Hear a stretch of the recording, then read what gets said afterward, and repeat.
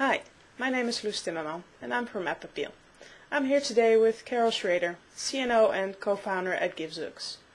AppApppeal gives AppAwards to the applications with the best design in the world.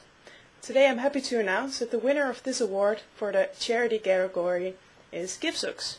So congratulations to you and your team. Well, thank you very much. We're very excited about this honor. Okay, great to hear. Can you tell us a bit more about yourself? Sure. My background is I've been in the software industry for close to 20 years, primarily coming up through the marketing ranks, and I've worked in multiple startups. I really enjoy the startup environment. I like working with a small team, an empowered team that feels like they can really go out there and make a difference and make a change in a particular market. And that's certainly the same kind of thing we've tried to do here with givezooks. And could you tell us a bit more about givezooks? Yeah, givezooks is a small company that started in roughly 2007. The four founders, I'm one of four, so even though I'm CEO, I'm only one of four great people who put the company together. We have worked together in a couple of other companies prior, and we had a lot of different expertise, and we had come from different perspectives in our personal lives where we had gotten involved with our children's schools or with various charities. And, we had come to understand and see firsthand that a lot of small, very community-based nonprofits didn't really have the same capabilities that the larger national nonprofits had. And even though their purpose, their missions were just as strong, they needed help in internet expertise. They needed help in just basic computer expertise, marketing expertise. And then at the time we were starting the company, social media was really just coming on the scene. So not only were they were still struggling with their, with their websites and how to make their websites more compelling to draw donors in. They also were trying to figure out what's the meaning of Facebook, what's the meaning of Twitter, and do I really need and do I have the time or resources to even get involved there? So that was really kind of our initial emphasis. We wanted to provide a capability that smaller nonprofits could utilize to reach their donors online and to help them increase the share of funds that they could raise online through a more efficient process online. Okay. So I understand that the people who also founded the company with you go back a long time. You know each other for a long time. Yes, I would say that most of us have worked together in over 15 years. One of the founders and I have worked together at 3 different companies now. A couple of the others were involved with the 2 other companies prior as well. So we have a long history of working together. We come from different backgrounds. My background, as I said, was marketing. We have other people whose background was in customer orientations, customer service and how do you help customers be effective at applying technology in their own environments. We have people that have sales and business development backgrounds. So it's all very complementary. And when we came together as a foursome to start the company, it was great because, in a small company, you rely on each other to wear a lot of different hats. And because of our different backgrounds, we could kind of fill the holes of having a very large team, but it was indeed, it was a very small team. So it's a great team. We love working together, and we love having a good purpose about what we're doing as well. Yes, I can understand that. And what, in your opinion, what do you think sets givezooks apart from other charity applications? I think primarily it was our approach. When we came to market, we wanted to provide something that was very different than what was out there. We wanted to provide something that was simple and easy to use. So you as an individual, as a lot of organizations, nonprofit organizations are volunteer driven, or they might have just someone who wears multiple hats as well. So they need to be able to use the applications very easily, very quickly. It also needed to be very cost effective. So we came out with a different approach to allow them to sign up on a monthly basis, to run it for as long as they want. They didn't have to sign large contracts with us. We also came out with a solution that would take we didn't play the middleman between the donors' funds and the nonprofit. We hook up their merchant processing account directly so that the funds flow directly from a donor who makes a donation online. The funds flow directly into the account of the nonprofit. There are a lot of solutions out there where they play sort of a middleman role. And we didn't want to do that, and we knew that was a market. Certainly, the nonprofits didn't want us to do that, so we felt like we were taking a different approach there to get the monies in the hands of the organization, so that they could do more with it in a quicker fashion. Yeah, I think that is the best thing for charity, to make sure that the people who want to give actually give their money directly to the charity, and that they know what happens with it and what the charity does with it. So I think that's a great thing about givezooks. Yeah. Yes, right. And we also think our applications are different, unique. So, for example, the wish list was one we identified early on, where a donor is always, those younger donors specifically always said, we don't like to give to a big fund. We'd like to give very specifically. So if it's a school, we'd like to know it's going to the computer lab, or if it's a shelter for women or abused women, we'd like to make sure they have enough bedding, and we want to make sure they have enough food. So the wish list allows you to categorize the needs of the organization into very specific buckets. And then your donors can go online and know that if they give $75, that it can buy, food for a family for 2 weeks or something to that effect. And connecting the intention of the donor to the impact at the organization was a key element as well of what we wanted to do. Yeah, it makes it the giving a lot more personal. Yes, absolutely. Okay, that's a great thing, I think. Mm-hmm. So what was the next step after you got the idea to create givezooks? Well, as with starting any company, you have to make sure you have the funds. But initially, we spent a lot of time working, doing focus groups and working with small organizations to make sure that we understood the requirements. Then we raised some funding to do our initial applications.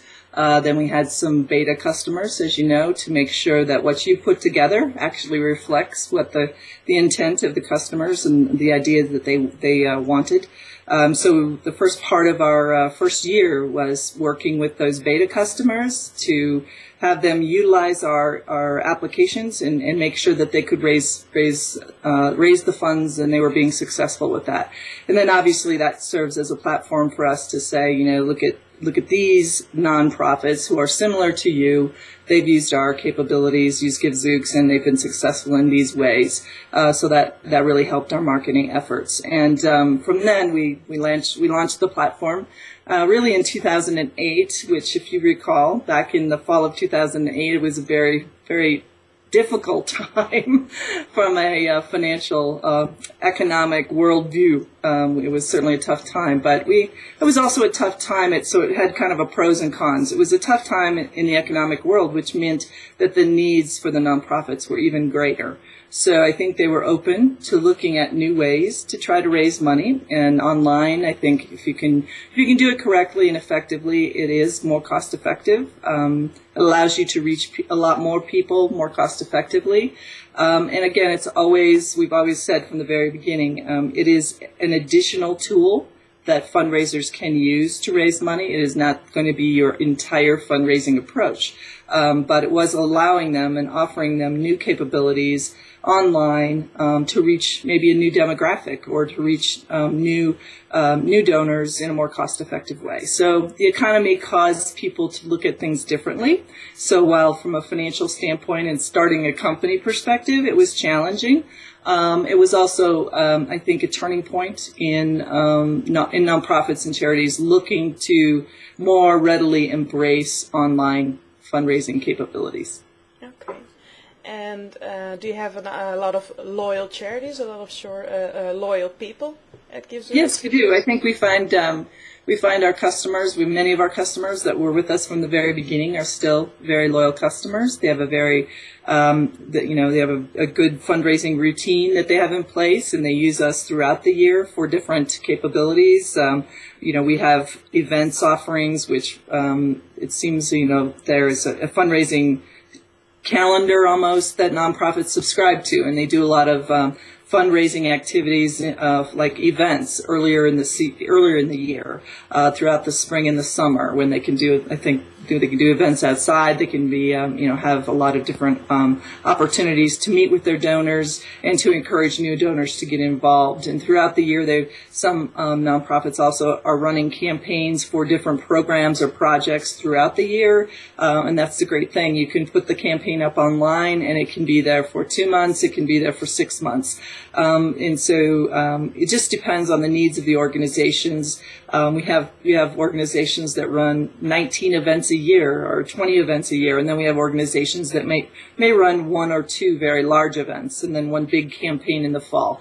So it really depends on the organization, how many different kinds of fundraising types of things that they want to do, how many programs they have, and how tightly they want to tie their fundraising capabilities to specific programs, or if it's a very large and maybe it's an overall all-encompassing kind of campaign or appeal that they want to do.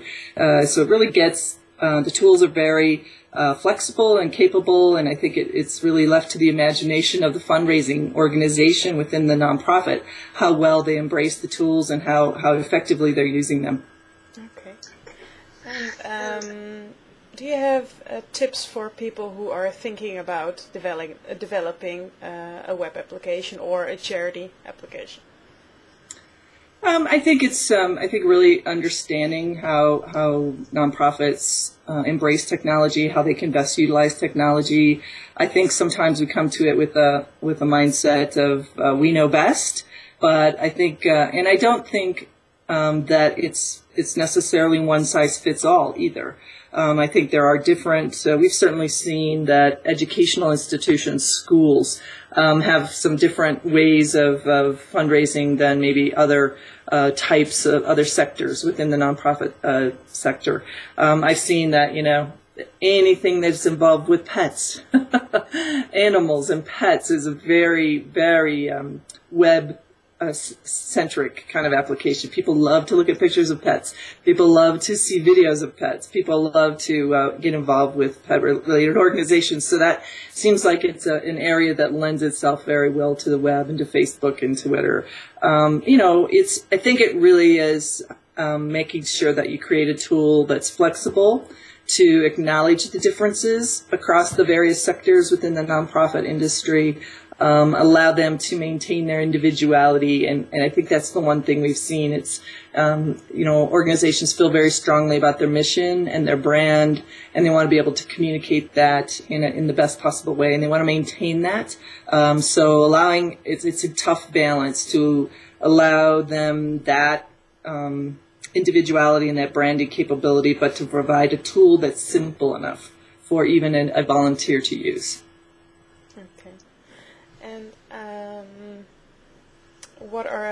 Could you reveal any plans you have for the future for givezooks, or are they all just a secret? Well, I think you'll continue to see givezooks continue down the path where we are today. We want to make our tools, continue to make our tools more accessible by more people. So you'll see us do more things that, bring in the mobile capabilities. For example, more and more social media capabilities. We'll take, some of our existing applications and make them more portable so that you can do much the same thing you can do on your mobile phone on the website and Facebook, or depending on where the donor comes from. We recognize it's it's no longer one channel wins out over the other channel, but a fundraiser has to exist in all the channels where the potential donors may come from. And I think that's really what charities are looking for, and that's what vendors need to provide. Okay, so making sure that you're always looking around what's happening and always adapt the new channels.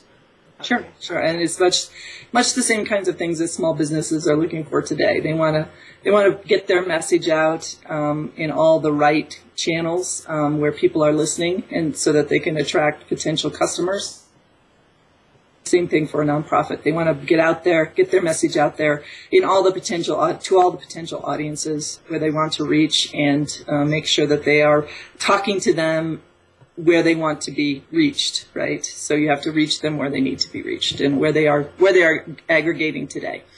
Right, makes sense. Are there any web applications you like to use yourself? Any worth mentioning, you think?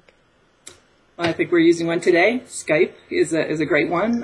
We're obviously a virtual organization as well, so we do a lot we use a lot of the great tools that are out there to enable our team to feel connected and communicating. And this is, I think, a great and excellent tool that can be used by many. Facebook, I think, is also a good tool to communicate your message. I think you have to be aware of who you're reaching on Facebook and make sure that your message is appropriate for Facebook. I read a lot of blogs. That's how I stay in touch with what's happening in the markets, both technology markets as well as the nonprofit market. So I'm an avid reader. I've always been in the marketing world, so marketing research is a very basic kind of part of my day. So I use a lot of the tools. LinkedIn I use as a great way to network and stay in touch and listen to the people who I think are the thought leaders in our sector. And so I use that very much as a way to stay in touch. And and then just reading all the on LinkedIn the various groups I want to be a part of with regard to all the blogs that I read. And so I'd say those are the ones that I use mostly in my professional world. Obviously, from staying in touch with my family, nieces, nephews, and everything like that, Facebook is hard to beat there. You get to see their pictures and what they're doing, right? Yeah, of course. Okay, and is there anyone you would like to thank for winning this award? Of course, I think the co-founders, people you work with, but anybody else? Sure. I mean, we have a great small team of engineers, and I think what you're reflecting on is a lot of our design, and we have a great designer who worked with us to help us create what you see in our applications and our website today, and her name is Joelle. So I'll put a little plug in for Joelle, but also the team of co-founders and engineers. It's a small team, but our customers also deserve credit here because I think they work with us to shape what we have created as well. So between our customers and our small team, as well as our investors, those are the three core groups of people. Okay. Well, I would like to give my compliments to you, especially for the design. That's the award you won. We really think that givezooks has character. It has a really you can recognize it anywhere. So and that's what we really like about it. And I think that you really have created a website which draws people in. So I can really understand that you have a lot of loyal visitors. So. Mm-hmm. Yeah, I think that was part of the intention. We wanted to make it look like a fun place. We wanted to make giving seem fun and warm and inviting. We wanted it not to feel, we wanted to be approachable, so that even small nonprofits felt like they could go in and they could use our capabilities and they could get started on their own. And I think that was that's part of the character that you described. It seems very approachable. Okay, well, I think you've accomplished that, so that's great. Okay, well, thank you very much. Thank you very much. You're welcome. And this concludes the interview. I would like to thank you for the interview and thank you for taking the time to talk to me from appappeal. Well, thank you very much for creating this award. We're very appreciative, as I said earlier. We're excited about it. Thank you very much. Okay, you're welcome.